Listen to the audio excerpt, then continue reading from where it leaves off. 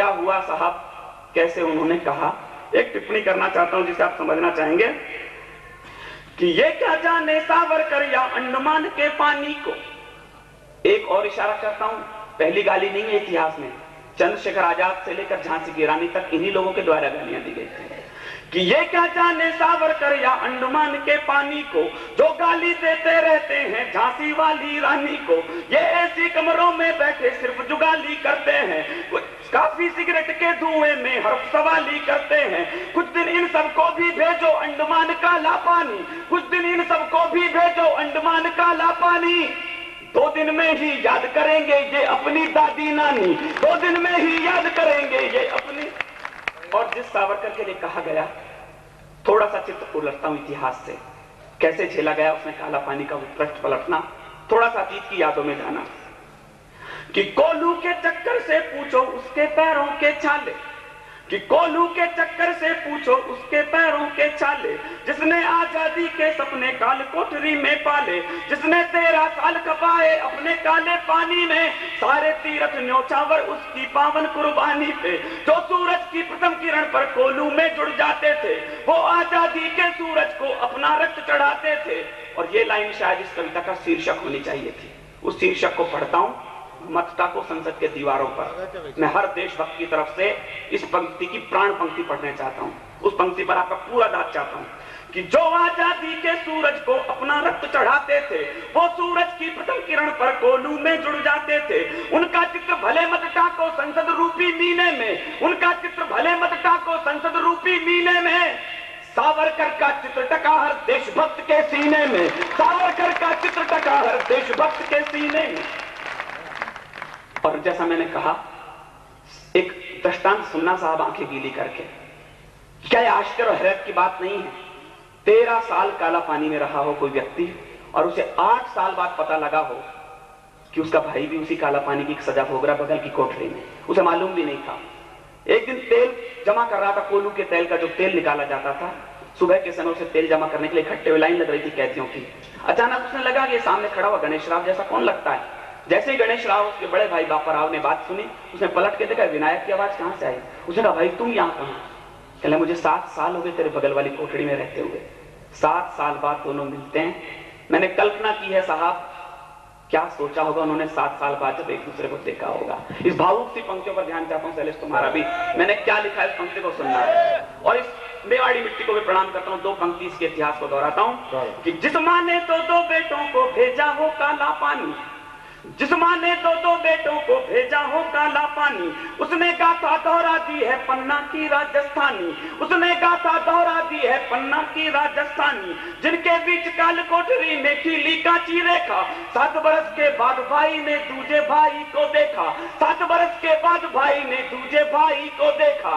और क्या किया होगा उन्होंने मिलते ही, बस इस पंक्ति को ध्यान से सुनना, कविता की गीत की पंक्ति है, जिसे तुम्हें विशेष निवेदित करता हूं। उन लोगों ने क्या किया होगा मिलते ही, पहला काम उस पर सुनना कि बाहें दोनों की मिलने को उस पर अकुलाई होंगी।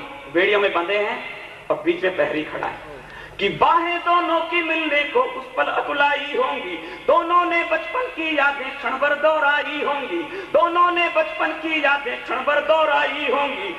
मिलते वक्त जेल पहरी के पहरे खड़े लगे होंगे, मिलते वक्त जेल पहरी के पहरे बड़े लगे होंगे।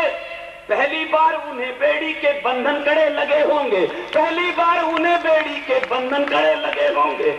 और क्या किया साहब, बिछड़े, आजादी का संकल्प लिया और दोनों के दोनों भाई बिछड़े। लेकिन जिस दिन ये घटना यहां घटी होगी, उन्हें कैसा लगा होगा कि लेकिन जिस दिन ये बेहूदी घटना यहां घटी होगी, लेकिन जिस दिन ये बेहूदी घटना यहां घटी होगी, स्वर्गलोक में उन दोनों की रातें नहीं कटी होंगी, स्वर्गलोक में उन दोनों की आंखें नहीं कटी होंगी।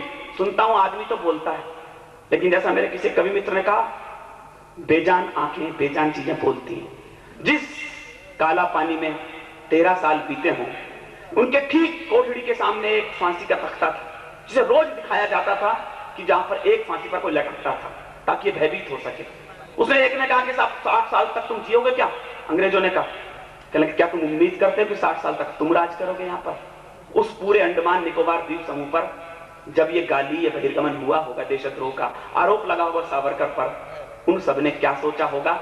सावरकर ने क्या सोचा होगा, उस कोल्हू पर क्या बीती होगी। मैंने एक निर्जीव पर कल्पना की है, इस कल्पना पर विशेष ध्यान चाहता हूं कि सेलुलर की काल कोठरी सहसा जाग गई होगी, सागर की उत्ताल तरंगे भीषण आग हुई होंगी, काल कोठरी वाली लो सलाखें गरमाई होंगी, फांसी के तख्ते पर लटकी रस्सी चिल्लाई होगी, सावरकर की आंखों से तब खारा जल टपका होगा, कोल्हू से उस वक्त तेल की जगह लहू टपका होगा, कोल्हू से उस वक्त तेल की जगह लहू टपका होगा। लेकिन कायर राजनीति ने वो लहू भी चाट लिया, लेकिन कायर राजनीति ने वो लहू भी चाट लिया। वोटों की खातिर संसद में युग पुरुषों को बांट दिया, वोटों की खातिर संसद में युग पुरुषों को बांट दिया। और किसने क्या क्या किया साहब। अंतिम पंक्ति में मैं कहना चाहता हूं, इन लोगों को क्यों नहीं याद किया गया। जैसा मेरे मित्र ने पर्ची भेजी वही बात है, कहीं उन्हें याद दिलाने से वोटों का गणित लगमगाता था। यही बात मैंने इसमें कहना चाहा है कि हमने मोल नहीं पहचाना राजगुरु की फांसी का। मैंने कहा गाली एक तो नहीं मिली, पूरा इतिहास बताता है इस देश का, 55 साल का राजनीति का गणित इतिहास बोलता है कि हमने मोल नहीं पहचाना राजगुरु की फांसी का, हमने कर्जा नहीं चुकाया अब तक रानी झांसी का, बिस्मिल जी की बहन मर गई झूठे कप रोते रोते, बिस्मिल जी की बहन मर गई झूठे कप दोते दोते, और यहाँ दुर्गा भाभी ने दिन काटे रोते रोते, और यहाँ दुर्गा भाभी ने दिन काटे रोते रोते। और अंतिम चेतावनी कहता हूं, इसे कोई धमकी न समझे, लेकिन ये दिन आने वाला बहुत निकट है। राजनेता नहीं हो, मेरी बात वहां तक पहुंचाएं, चाहे वो किसी भी दल के प्रतिनिधि हों। जब जब देशभक्तों पर ऐसी आवाज उठेगी, अंतिम 4 पंक्ति सुनना, शायद ये दिन इस देश को जल्दी देखना पड़ेगा कि अब भी समय बहुत बाकी है, अपनी सोच बदल डालो, कि अब भी समय बहुत बाकी है, अपनी सोच बदल डालो, अपने लालच के पौधे पर देशभक्ति का जल डालो, वरना वो दिन दूर नहीं मौसम फागी हो जाएगा, किसी दीवाने देशभक्त का दिलबागी हो जाएगा, किसी दीवाने देशभक्त का दिलबागी हो जाएगा।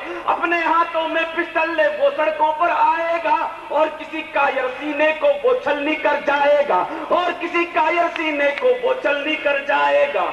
अंतिम निवेदन प्रणाम के साथ आपसे विदा लेता हूं कि अब भी समय वही बीता है भूलों पर पछताने का, भारत माता के मंदिर में अपने शीश झुकाने का, जिस दिन बलिदानी चरणों पर अपने ताज धरोगे तुम, उस दिन 100 करोड़ लोगों के दिल पर राज करोगे तुम, उस दिन 100 करोड़ लोगों के। वाह वाह वाह। और मित्रों